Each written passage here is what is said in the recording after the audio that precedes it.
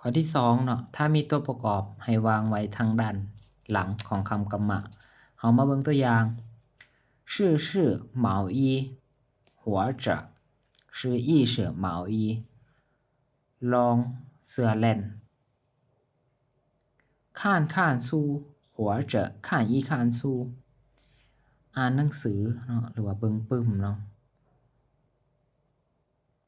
输钱或者输钱นับเงิน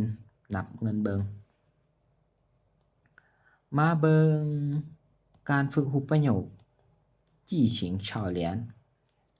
ข้อ1我还人民币ค่อยเปลี่ยนเงินหยวนถ้าเฮาอยากเปลี่ยนรูปที่1เนาะ我还美元ค่อยอยากเปลี่ยนเงินดอลลาร์我还จีผู้ค่อยอยากเปลี่ยนเงินกีบมาเบิ่งข้อที่2เนาะ这是1240元人民币你数นี่แม่น 1,240 หยวนเจ้าลองนับเบิ่ง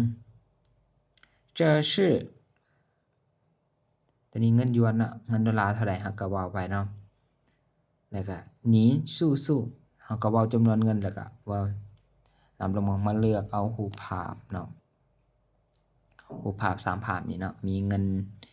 ดอลลาร์แล้วก็เงินหยวนแล้วก็เงิน100หยวนเนาะเฮาก็เอาตามเงินนี่แหละมาใส่บนจุดๆนี่เนาะมาเบิ่งตัวที่รูปที่นี่เนาะตีเหล็กตอนฮ้อน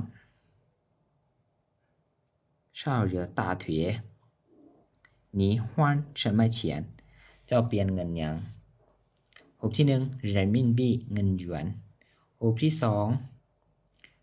日元เงินเยนรูปที่3美元เงินดอลลาร์เนาะรูปที่4จีพูเงินกีบสำหรับภาคเบื้องขวานี่แม่น今天的汇率是多少อัตราแลกเปลี่ยนมื้อนี้แม่นเท่าใดตัวนี้มี2013年4月18日ตัวนี้แม่นปี2013เดือน4วันที่18เนาะอัตราแลกเปลี่ยนในปีนั้นเนาะ